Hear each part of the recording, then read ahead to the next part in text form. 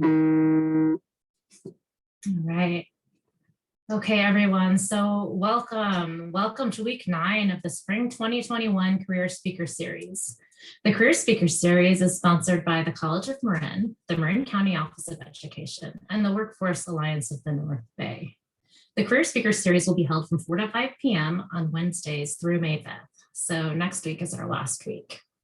Today's program will cover the topic of marketing from a couple different perspectives. To get us started, we're going to do a quick round of introductions. So my name is Sita Williams, and I work for the Workforce Alliance of the North Bay. Also today, we have moderating Alex Jones from the College of Marin. One of our presenters is Shawn Langwell from the Marin Independent Journal, and he'll introduce himself a little bit later. And hopefully we'll also have Kelly Corbett, Director of Marketing from Dignity Health. We will be recording this webinar. So why offer a career speaker series? So why are we here? First of all, we'd like to expose you to some of our local professional experts. We'd like to introduce you to some jobs that you might not have known about before. And we'd like to help you to make some informed decisions about the next steps on your career path. And so what to expect today? Today's presentation hour will include an introduction like we're doing right now, speaker presentations, and then question and answer time. Please use the chat function of the webinar to ask your questions. And webinar registration. So we have one more week left. If you're interested in coming next week for the topics of wildfire prevention and careers in medicine and biological and pharmacy sciences, you can use the regular registration link, which I'll put in the chat a little bit later. And finally, if you have any questions or comments, please email either Alex or myself after the webinar. And having said that, I'm going to pass the mic over to Shawn. It's all yours, Shawn. Thank you, Sita, and welcome everyone. My name is Shawn Langwell, and I'm currently employed, as the title said. Titles don't mean a whole lot to me, but they're important for some folks. I'm a multimedia account executive currently with Marin Independent Journal, which is part of the Bay Area News Group, and nationwide, they're part of Digital First Media. So in other words, we have an opportunity as a news organization to reach a whole lot of people coast to coast. My primary area of focus really is in the San Francisco Bay Area and primarily in Marin County.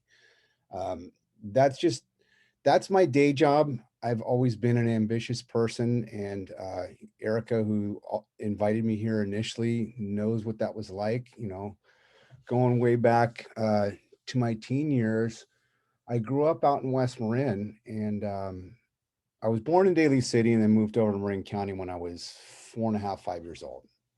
So by and large, I'm a Marin kid. I currently live up in Petaluma.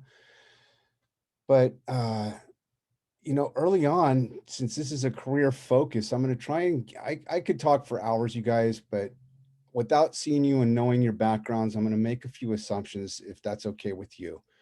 I'm going to assume, based on what Erica told me, that there's some students here of all different ages and all different backgrounds and all different interest levels. And what that means to me is things that I learned along this 30-year career path, that those decisions and what I chose to do for a career path changed over time. And that's okay. At the time, it felt really, really awkward. Some of the changes that happened were not by my own choosing. They were done by stupid mistakes that I made. And I'll get into that in a little bit. But in the beginning, you know, Erica asked me for what the title is, and I thought she meant a title of a talk. And I'm like, I didn't even think of it. So just to share it with you guys to kind of frame what I'm going to talk about for the next half an hour or so, I titled this talk, "I Didn't Know I Could Until I Tried." And the reason that's important is all throughout my life, I've seen people be successful. I had envy. You know, when my dad split when I was 13 years old, before I even had my first job, I was scared. I didn't even know how to fill out an application. All my friends in high school were sitting there getting jobs at places like Long's Drugs, which is long gone here, except for Hawaii, and grocery stores. and restaurants. And, I'm like, I don't know what to do. I was a scared little skinny kid in West Marin who was a good student. And for all intents and purposes, I was a nerd. I was an introverted guy. And I only mention that because you never know where life's going to lead you. I was a scared, shy kid who felt hurt because my dad split and left me and my mom and two younger brothers without saying goodbye. So as a teenager, that's what I had as my mindset moving into high school when I'm starting to think about these career things and what I want to do with the rest of my life. And I felt kind of left out. I didn't have that male role model, if you will. I had a great, powerful, strong female role model in my mother, but I didn't have a male role model per se to take me by the hand and say, hey, here's what I did. Here's what you can do. Let me help you. And that hurt. My dad I looked up to as a young kid, firemen. People in this day and age, with all the fires that are going on, firemen and fire women and fire persons, he, she, they, or it, are heroes. By and large, they are saving lives. And I held him in a high esteem. And when he left without saying goodbye, I just had this huge pit in my stomach. So I start there because along that time, I was the oldest of three kids. I felt it incumbent upon me that I needed to step up and do what I could to help pay the bills. My mom hadn't worked a day in her life except in high school for what, 13, 14, 15, 16 years. And she was left having to go out and get a job. And what that was being a secretary, basically taking dictation for an insurance agent in Santa Fe who retired and has long since passed away.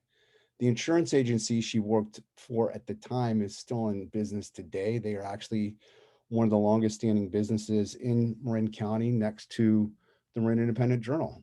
And then you've got the Santa Fe Chamber of Commerce and you've got Gelati Brothers. All of them have a 100-year plus history. So she didn't know exactly what to do, but she could type. She was organized. She did what she had to do to put food on the table. But that was all she could do to make ends meet. So I'm sharing this with you because all these books and tapes and things that I've studied from 13 up until last night, there's a common thread with people when it comes to career choice and their decisions as it comes to choosing where they want to go and what they want to do with their life. And it's not always about what people want to do or have.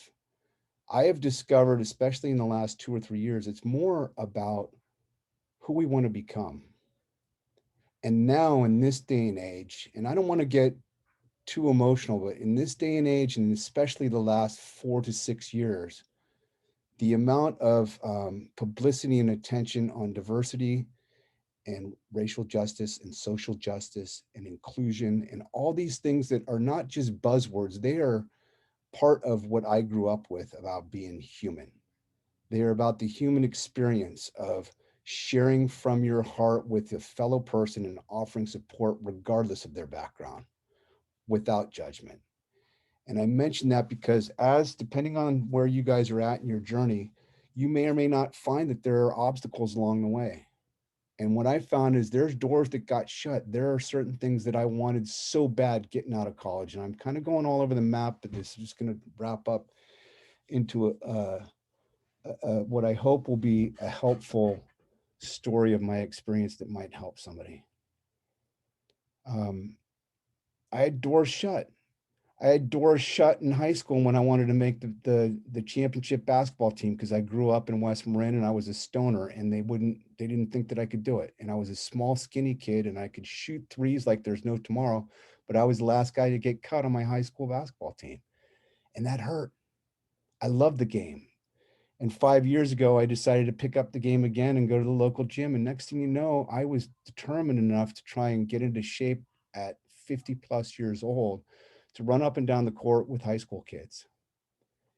And I'm not saying it to brag. I did it because it was a goal that I set for myself because it brought me joy. Nothing brought me more joy than blocking a 16-year-old's shot as he's trying to pull up for a three and deny him the basketball so he couldn't make a shot. And he's going, "What are you doing to me?" And I'm like, "You're not going to score. And if you keep shooting, you might not even get the ball." because I'm going to jock guard you the whole game. And I did it, and he was just livid. And I love the kid to death. And with COVID, I can't go play basketball. So right now I'm going, what do I do for fun? I work because I know how to do that. I know how to do, but what I'm focused on right now at this stage of my career is how can I be? What can I be?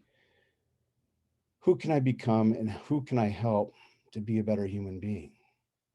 And part of what has come to fruition for me is what I'm doing right here today. It's sharing some experience of a journey that isn't a straight line. It's a journey that took me from Sir Francis Drake High School as a scared little 13-year-old kid smoking weed out in the bleachers to going through there to making the honor roll to being able to go to Berkeley or Stanford or any school I wanted, but I was too scared and didn't have the money, so I had an excuse. And I found out that one of my friends went to San Diego State. And the quick path of that journey from sophomore to senior year, I was drinking and doing a whole lot of drugs, and it brought me to my knees in more ways than one. And I took that with me down to San Diego State, all with the intent of getting a business degree. Even though the business degree program was impacted, I went in undeclared and I had to crash courses the first semester until I got the business courses and the undergrad courses that I needed. I did do one semester with some undergrad work at College of Marin, and it literally saved my ass because I didn't have to take an art, literature, or history class at SDSU that bored me like watching paint dry. Instead, I got to get stoned at what I called Monday night at the movies in the movie theater there and watch Citizen Kane and talk about Rosebud, and that was kind of cool. But at the time, at 19 and 20 years old, I had some dreams and visions, but I didn't really know what I wanted to do. I knew one thing: I wanted to have fun and I wanted to make a lot of money. And I was determined to do it. So, what I did was started studying the classes, and I found that I liked marketing, I liked advertising, I liked what those courses did because it was about finding a need that people have and bringing products and services to the marketplace to help fill that need. And at the end of the day, that's really all that marketing is. Marketing and sales is not about selling something to somebody that they don't need. It's about asking questions to find out what needs they might have, what problems might you be able to solve. And if you have a marketing solution or an advertising solution that can meet that need, offer it to people. So, from the general sense, I had an education just like anybody else. I went down to San Diego State. And the long story short is it didn't work out for me. I ended up coming home with my tail between my legs and got sober in 1986. That was over 34 years ago, you guys. In the midst of that, I felt all my dreams going out the window. And it wasn't really until I got accepted into San Francisco State that I started taking those marketing classes and the lights went on. You guys, I was in this advertising class, and this was when uh, uh, the internet was coming online, computers were coming online. And I was like, I saw this opportunity, but I didn't know what to do with it. But I studied and I learned about what marketing is and the four basic principles of marketing, of finding somebody with a want, a need, or a desire, and then moving them from an awareness standpoint down to an interest standpoint into that desire to the action of actually taking action to either pick up the phone and call somebody or purchase a product. So at the IJ, I mean, marketing, this topic today, let me spend a few minutes just talking about marketing. And if you want to take notes, this can apply to basically anything in life, not just marketing. The three key components of marketing are this: you need to ask people, or you need to know for yourself, who it is you want to reach, what do you want to say to them, and what do you want them to do. Who do you want to reach? What do you want to say to them? And what do you want them to do? And those three questions are applicable in any marketing situation because they're solution-based. And they're also applicable to your life. So as you're going through figuring out what career choices you want to make, those are questions that are deep questions that you got to ask yourself. Who do you want to be? What do you want to do? What do you want to say to the world? And what do you want to do? And try a few things. It's interesting because I've got the chat flying here, and I love this because Sita and Eric are flying these little questions here. So if I'm off track, keep doing that because I don't want to spend a ton of time talking about the ins and outs because I think it would bore you to death, but I am going to talk a little bit about what a day in the life of the IJ is like so that you guys know what it's like. Because what brought me to graduate college left me on deck in Forest Knolls with my stepfather going, now what do I do? Well, you can do this, that, and the other. And he had this whole like philosophical conversation that made my head spin and I didn't know exactly what it was I wanted to do. So going back to those doors being closed and persisting anyway, I wanted to work for the Press Democrat out of college. And I graduated with marketing and a Bachelor of Science in Marketing and Advertising from San Francisco State in '92. And I applied and they wouldn't hire me. Didn't have the experience. This is in the heyday when they didn't have to sell squat. They were order takers and the phones were ringing and they needed somebody with experience to handle the volume. I applied again a few years later. I applied again a few years later. In the interim, I was working other jobs, either waiting tables or I had a 10-year stint doing media advertising in the East Bay, selling for a national news magazine in the music industry.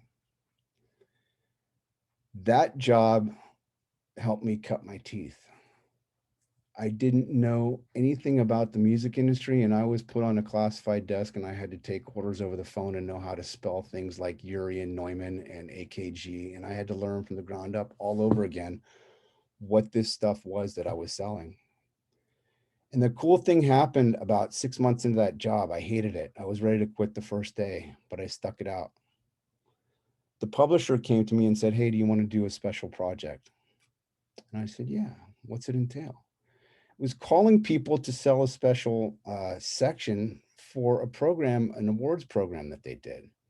And what that did after 10 years was put me in front of a whole bunch of different celebrities and fancy parties where I'm sitting on the couch next to Stevie Wonder having a conversation with Stevie as if it's just like two friends talking over coffee. I didn't know that's where I was going to end up when I took an $18,000 a year job straight out of college. I was making less money there than I was when I was waiting tables in Marin County. But what the waiting tables did for me was it taught me some soft skills about how to talk to people, how to get out of my shell, how to not be so introverted. I had to learn on the job to be enigmatic and have an experience for people and help them have an experience that was enjoyable. And I was really good at it. And the marketing part, since this is a marketing talk, that I learned early on that helped my sales and it helped the sales of the restaurant owners was selling the specials. And Erica knows this story because she asked me to do it the very first time I ever had a speaking engagement over 22, 23, 4 years ago. And what that was this, and it became ingrained in my head, is I would go through the process and just do an introduction, say the polite things of, how are you doing today? Trying to build that rapport. Is there something I can get you to drink? Would you like to try a nice glass of Chianti to start off? And this was long before Silence of the Lambs, you guys, not that kind of stuff. Anyway, I would offer a glass of wine or a specific cocktail. And then I'd come back and I'd share the specials. And the marketing part was these specials were things that would help the restaurant sell more of a particular product that was highly profitable. And I'd explain those specials and I'd get people excited and they'd talk about it and they'd come back. And next thing you know, after a year or two of work at this place, people would line up and take my section. Today, in marketing and advertising, those skills that I learned of reaching out and doing cold calls and talking to people that I don't know, I learned that in a marketing and advertising and sales position from waiting tables. I leveraged that experience in person with customers to now I have to go find out who these customers are that I want to talk. There's a handful of customers that I already have. My job is to have conversations with them to find out what is going on with their business, what needs, how is COVID right now impacting them, and how can I help them? What are they thinking of doing this next year? And it's not any one thing, and there's not a set structure. I've been working out of the house for the last year and I've gone to the office one time. So my day, to give you an idea of just today, was having a sales meeting at 9 o'clock in the morning where we got a little bit of new information about products we're rolling out. From there, I got on the phone and had 2 or 3 more follow-up calls with clients of ads that they want to, it's an education process of teaching them what we can offer them, asking questions about who it is that they want to reach, what do they want to say to them, and what do they want them to do. And that those 3 things just, it's like repetition, spaced repetition over time. But it's not like a machine. It's finding out, and truly, I mean, people don't care how much you know, you guys. And this is a quote, I don't know who said it first, probably Zig Ziglar. They do not give a rip how much you know. All they want to know is how much you care. And in a sales environment at my job, that is the number one thing that people put their trust in us. They put the trust in the newspaper for the stories that we write, and they put the trust in the ad reps to say, you know what, this guy's going to make some recommendations for me that are going to try and help me grow my business or sell tickets to an event or whatever it is that they need. So from there, I juggled artwork. I juggled getting credit cards. One of your counterparts here with the Marin County Office of Education is running a thank you ad, and you guys get to know it, for the teachers, because the poor teachers in city of Santa Fe and everywhere have been busting their butts during COVID. So on the 4th of May, they're going to have a full page ad in the paper, and they're going to run some digital ads on marinij.com. And those digital ads will be seen by at least 50,000 people. Each month, the marinij.com site, you guys, gets over 500,000 unique visitors. 500,000. There are only 226,000 adults in Marin. Our paper is well read across the board. And not just in Marin, it's read in Sonoma County, primarily Petaluma, and also San Francisco. So the kinds of skills that would be required for somebody to pursue a career in sales, first and foremost, you need to care about people. You need to have what I call a servant's heart. And this is true whether you're selling widgets, socks, specials, wine, advertising, it doesn't matter. And it goes back to, they don't care how much you know. My job as a salesperson is really to spend that time at the front end, unpacking and trying to build the trust enough to have a potential customer share with me intimately what it is that they're struggling with and what they're trying to accomplish. And when I do that, and I say, you know what, based on that and who you want to reach, here is a product set that can help you do that. Couple examples. There's different needs in marketing and advertising. There's awareness. There's call to action. There's bottom funnel, which is you need to just sell widgets. When Nugget Markets came into Marin 5 or 6 years ago, they reached out to us and they had 2 different needs.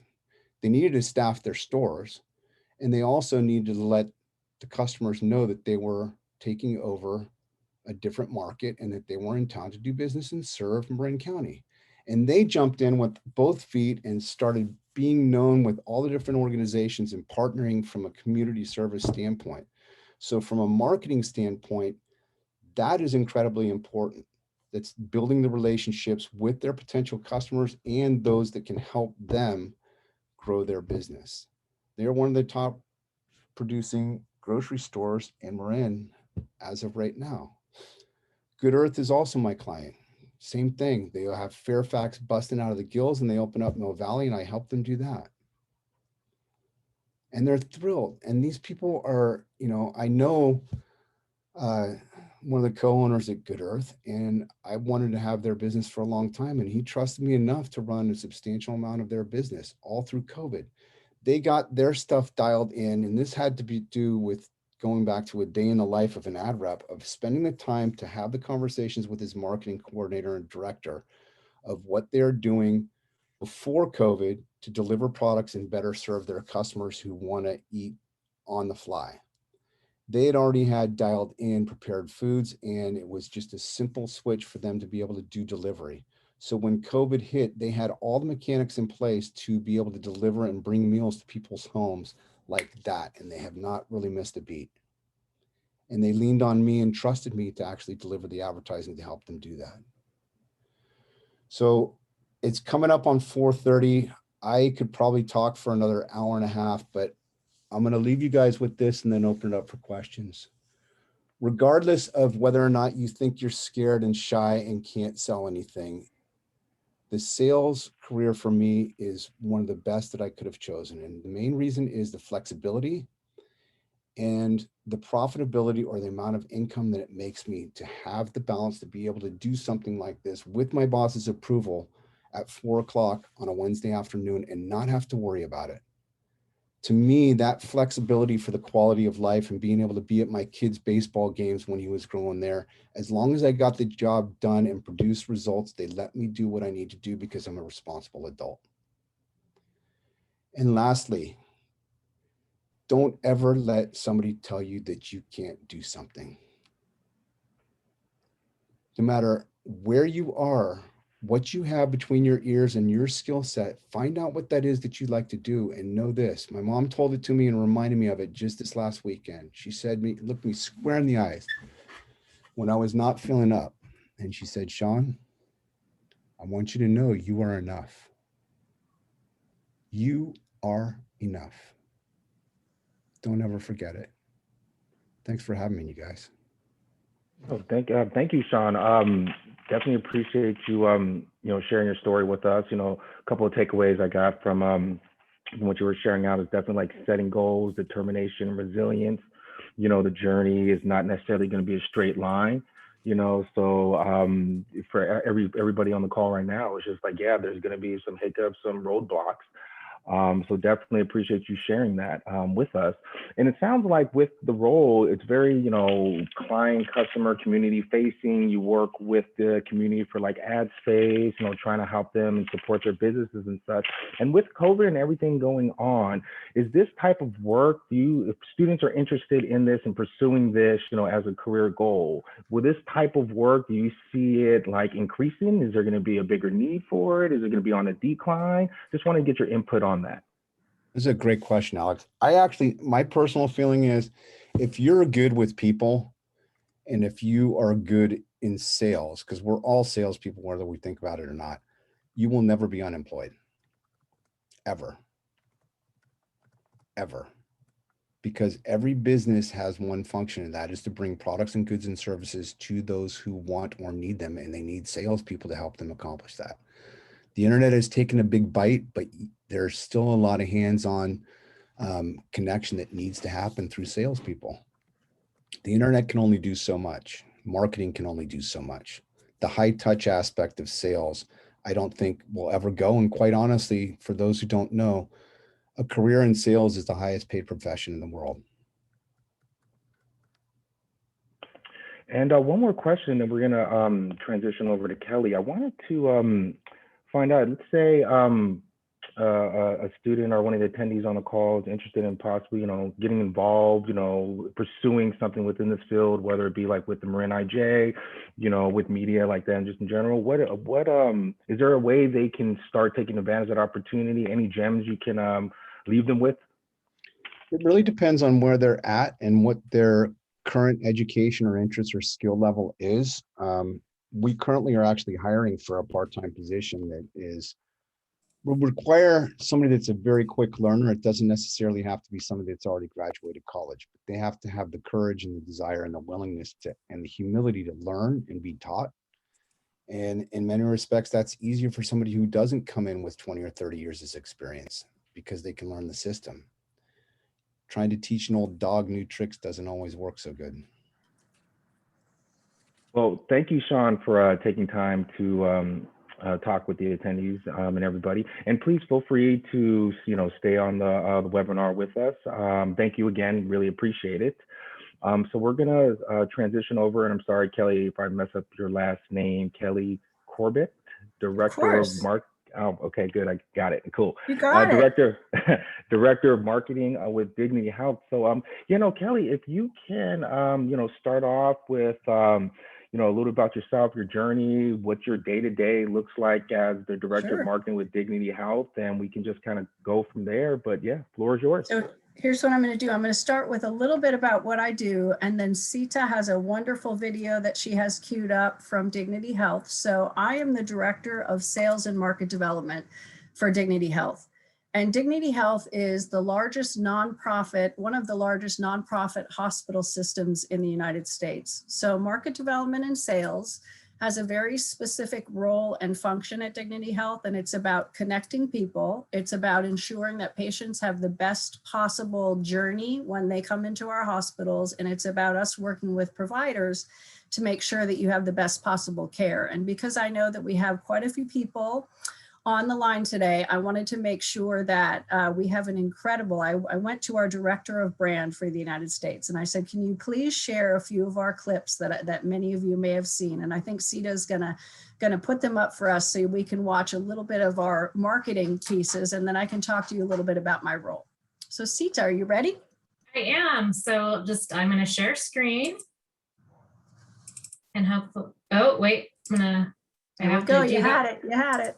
I have to do the audio with it, right? So if you don't share sound, then, okay, here we go. And then I will press play. Do you see it? Hold on, let's see.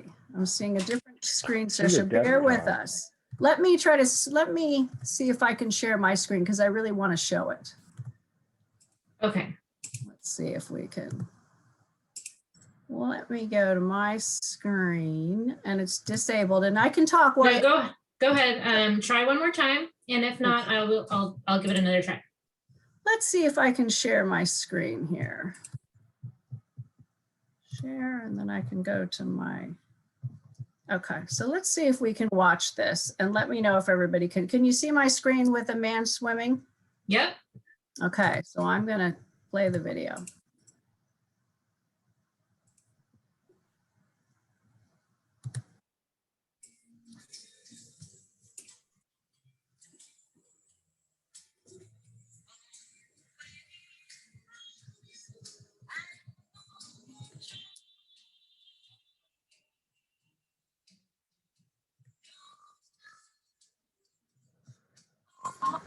Oh, did I stop it? Hold on.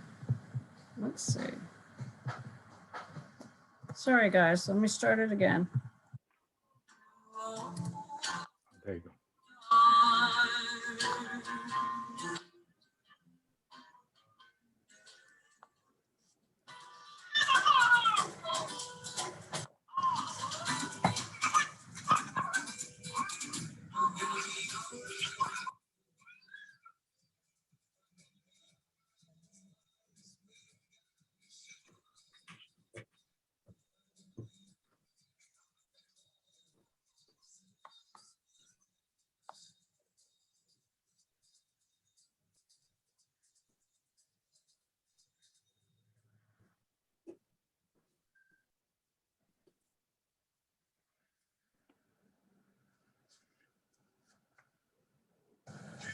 There you go.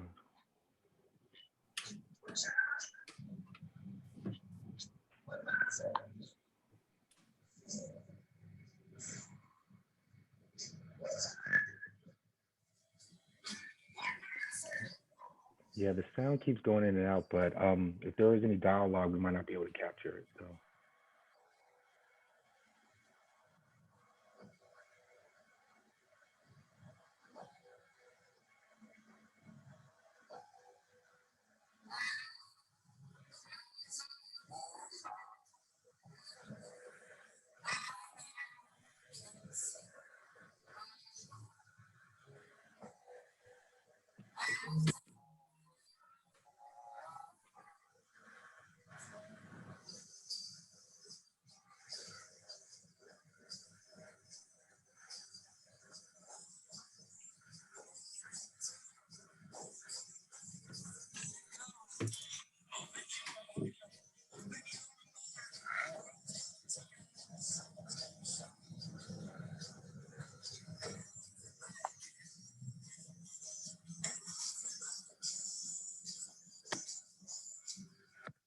So it sounds like there's some great music in the background. So I stopped that, but the reason, oh, hold on, let me stop this now, hold on. Do you want me to, would you like me to give it a try, or do you think you got the Pull you visuals? back up and we'll get through it. I'm not the best on all of the stuff. So am I back to you, all of you? You are. Yes, we can hear you. Good. So the reason why I wanted to show that was not to really advertise Dignity Health, but because really quite a few people have seen our commercials and it's about hello human kindness. So one of the things that I love about working for Dignity Health in this hospital system is that we really have a mission. And the mission of Dignity Health is that no one living in America should have their health determined by the color of their skin, the country of origin, zip code, and social or economic status. And that's Lloyd Dean, who's our CEO. And Dignity Health is really the most diverse company that I've ever worked with an incredible mission that really filters down to what we do in our everyday work, what we do in work. And what we do is ensure that patients that come into our hospitals have the best possible care with the best possible physicians.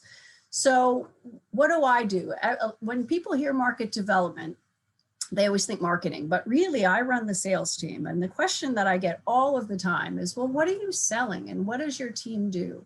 My team connects people. So in a very simple way, if you have a primary care doctor and you're playing basketball and you hurt your knee, or you're skiing and you need to go in and see a specialist, it's my team that goes out and connects the primary care doctors to the specialists to ensure that people get good care at my facilities. And we really run interference between the doctor's offices and the specialists to ensure that people get good care. And I'll tell you, I have a PowerPoint that I'm not going to go to, but we have a mission statement here that we really, really live by. And what a nonprofit hospital does is we take the profits that we make from our commercial, so our insured patients, to help people that are disenfranchised. I was in our hospital in Santa Cruz yesterday, and we have a mobile medical unit that goes out into the fields. It goes out into areas where people need care, and we offer it for free. We're doing a lot of work with COVID-19 and vaccine clinics now. We have a clinic in San Francisco that serve people that are uninsured. So the mission that we have is incredible. And my sales team is a big part of that. And what we try to do is bring in the commercial cases so that we can fund the philanthropy that we do in sales. And I know that that's kind of a high level overview. And I wanted to know if anybody had any questions just around hospital sales. And if you want, I can speak a little bit to my background. I see 15 chats in there. I was going to say, actually, no, thank you for sharing. You know, definitely the mission and the value and of Dignity itself sounds, you know, very, thank you for sharing. That's very intriguing. I didn't know that, but I'm pretty sure other people in the call are unfamiliar about that as well too.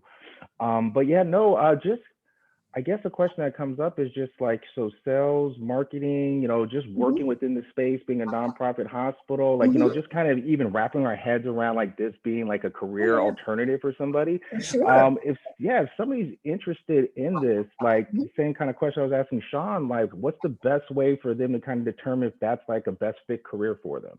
Oh yeah, so just a little bit about my background. So I majored in English, which is an interesting thing because I worked my whole career in science.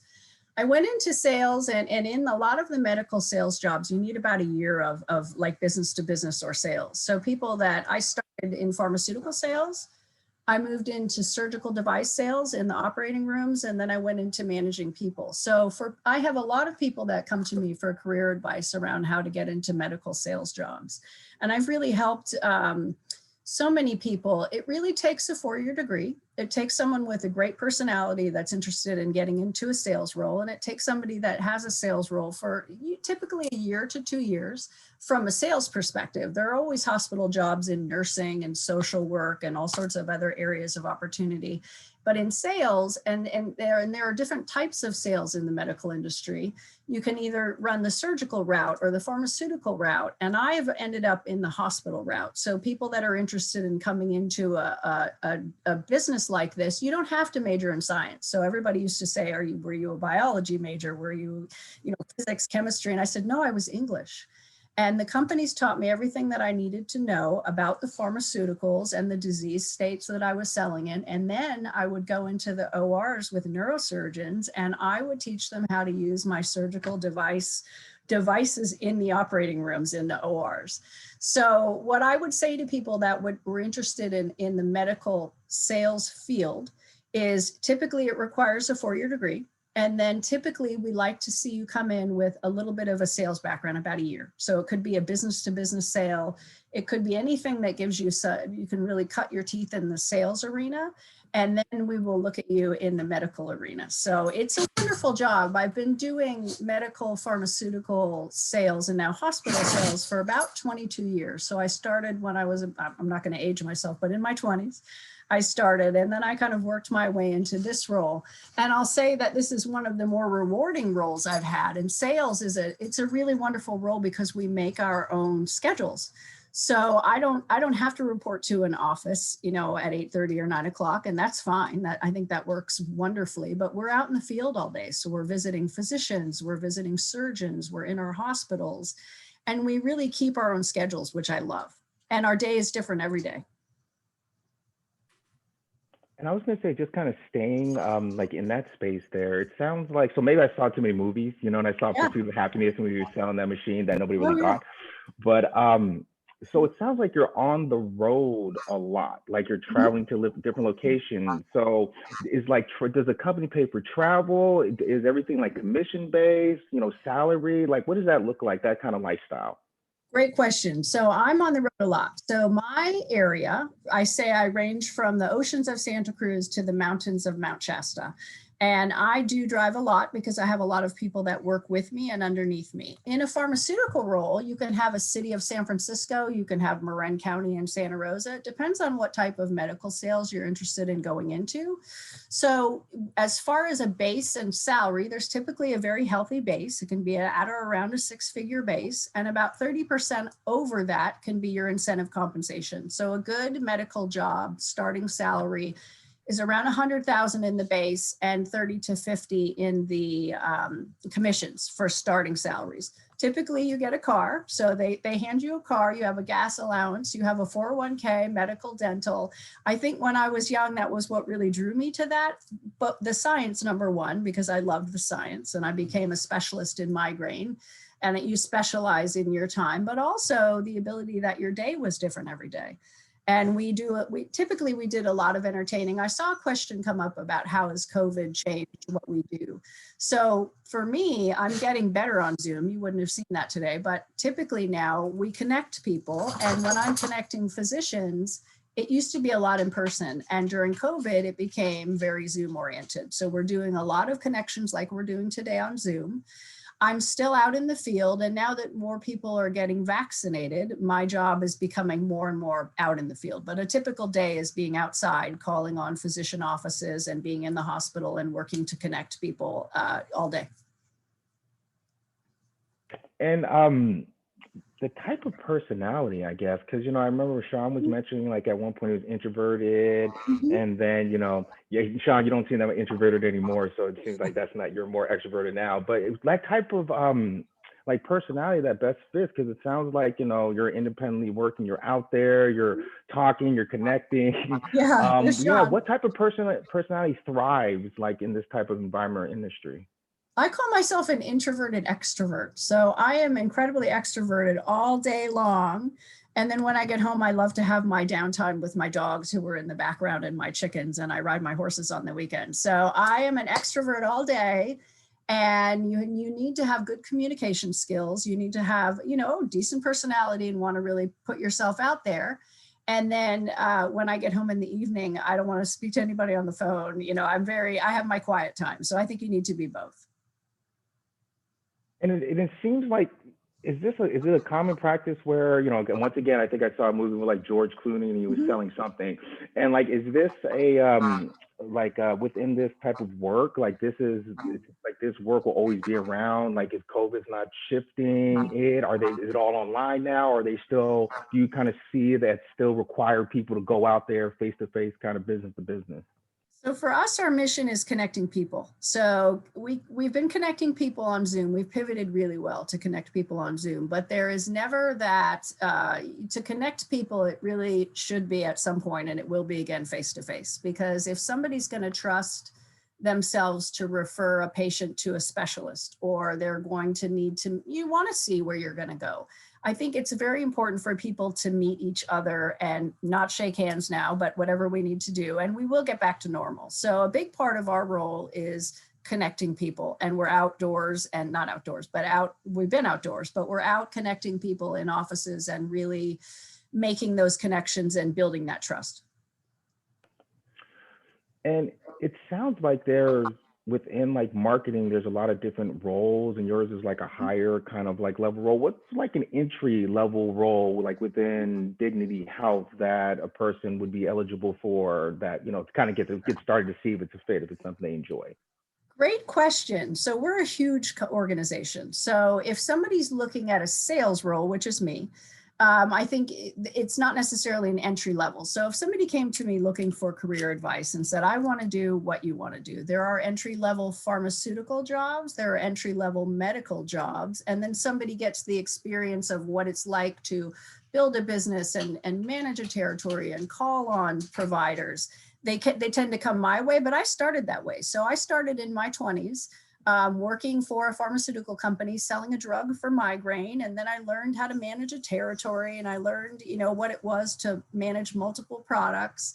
And before that, I had a sales job working for Kaplan, which was the GRE and GMAT. So people that wanted to go to grad school and SAT. So I started in a sales role, and then I transferred over into medical. And then I kind of built myself that way. So for anybody that's on the Zoom, and hi, everyone, that is interested in getting into pharmaceutical, surgical device, medical sales. There are different levels of those types of sales, and there are entry level roles in the pharmaceutical market and the medical device market. I find I send a lot of people to the different websites. We have a couple of them, Medzilla, MedReps, Indeed, where you can see some of the entry level roles.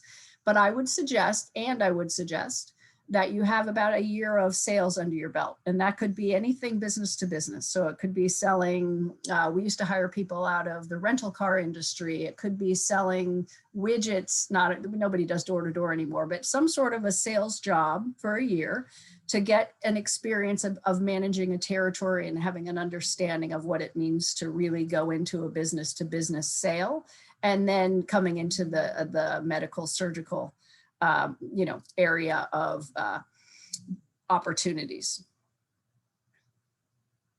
And yes, if anybody has any questions, please feel free to put them in the box. Another question that I have is, so this sounds great. You know, I'm like, yes, I'm like, sign me up. Oh, I love it. I love it.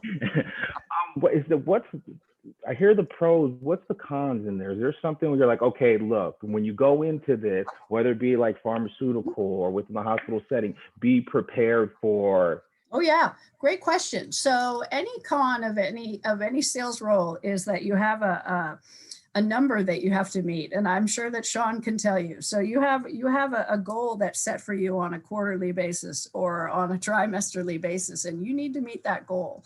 Some companies are different than others. So that's why we ask for people to have some sales experience before we come into the medical industry, because there is pressure when you have any kind of a target that you need to meet on a quarterly basis. And I had the question of how big are the territories and quotas? That differs with every organization. I've had territories as a sales rep that were 2 or 3 states. So I've had Oregon, Washington.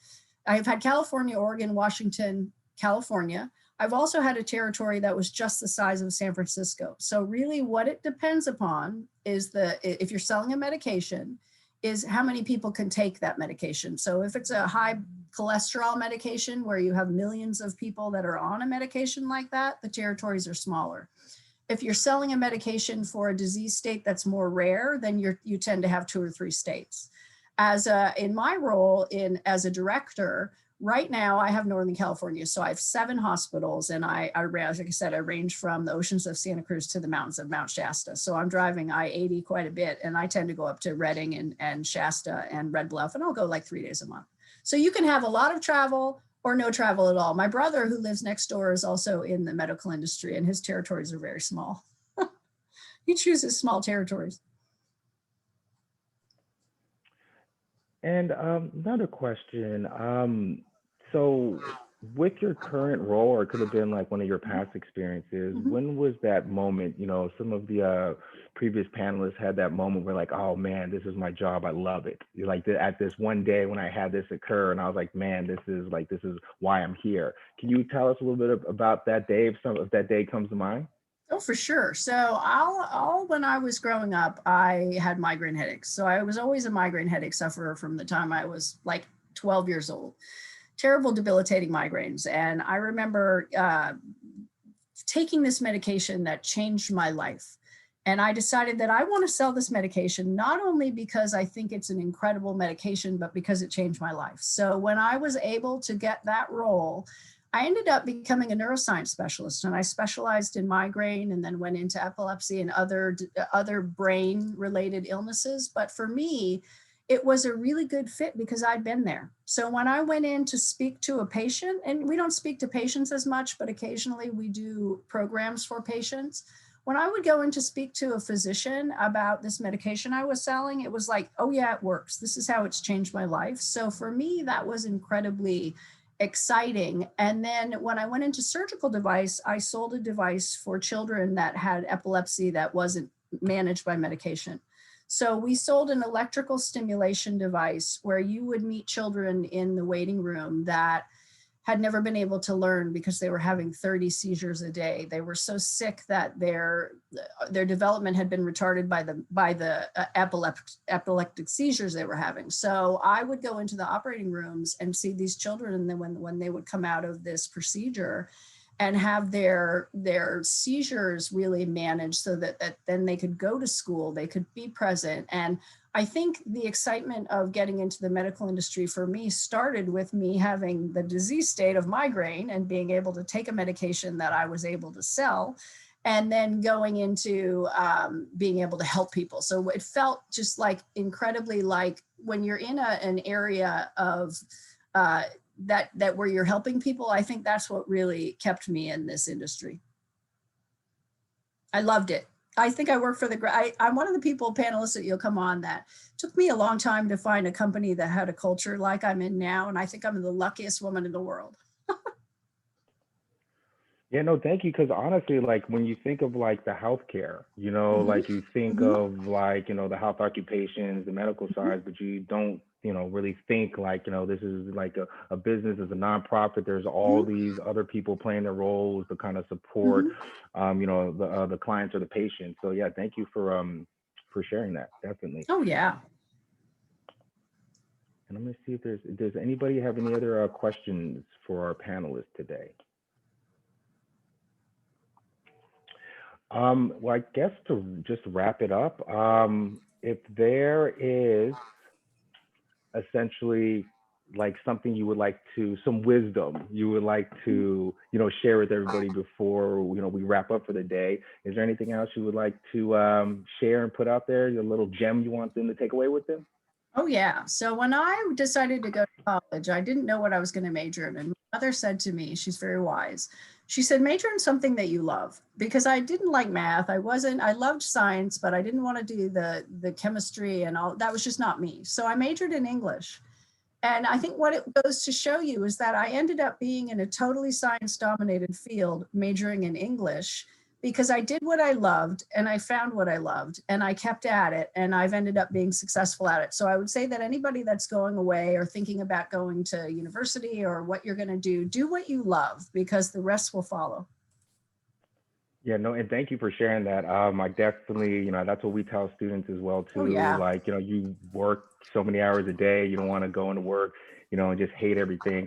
And I'm, you know, yeah. So no, thank you for sharing that. I wish my my father didn't talk me out of film school, because I could have directed Black Panther, but that's another story for another time. Thanks, Dad. But yeah, no, if there isn't any other questions, Sita, is there anything you would like to want to close us off, or? Oh, well, yeah, Kelly, I just wanted to ask you if, could I put the link to the video in the chat so people could see the video? Okay, Yeah, it's a 5-minute video, and it's a link, and I didn't want to play the whole thing because I wanted to make sure to be able to talk to everybody, but it's a little snippet from our head of brand, who's lovely. And it's our Hello Human Kindness commercials that run all over the country. So I thought it would be fun for everybody to see it. Please do. Okay, great. So everybody, I just put that in the chat so you get a chance to see it, and with the audio and all that good stuff. And I guess real quick before we end, Shawn, did you have any like a one-liner snippet that maybe got triggered through this other presentation, or anything that came together for you through Kelly's presentation? Because I know you were in similar fields. No, thank you for asking. It's nice, complimentary, great presentation, Kelly. And it's, there is a personality, I think, that goes along with sales, like you touched on, but you don't have to fit a mold. It's find something you love, like you already said, and go for it. And if you don't like it, you can always do something different. So I think the parting thing that I have, and I had to do this with my son, who was going to pursue a career in college for physical therapy. He went all the way down there and was ready to go get all this stuff. And he's like, I don't want to do it, but he has a science mind. He ended up moving into computer programming and graduated with a computer science degree. And now he got a job during COVID at 2K Games in Nevada. It's like, you never know. Good though, Right. You never know. That's awesome. Well, I wanted to say thank you both so very much for taking the time on an afternoon at the end of your day, midweek, to talk to our students and our job seekers. And, I'm not sure if you weren't here earlier, Kelly, but a lot of folks, active teachers and counselors, use these videos for their career Awesome. classrooms. Yeah, so thank you so much for spending the time with us. And with that, I'll hang online for anybody who wants to talk. Otherwise, have a great night, have a great dinner, and thank you so very much. Thank you. Thanks, everyone. It was a pleasure and a privilege to speak to all of you.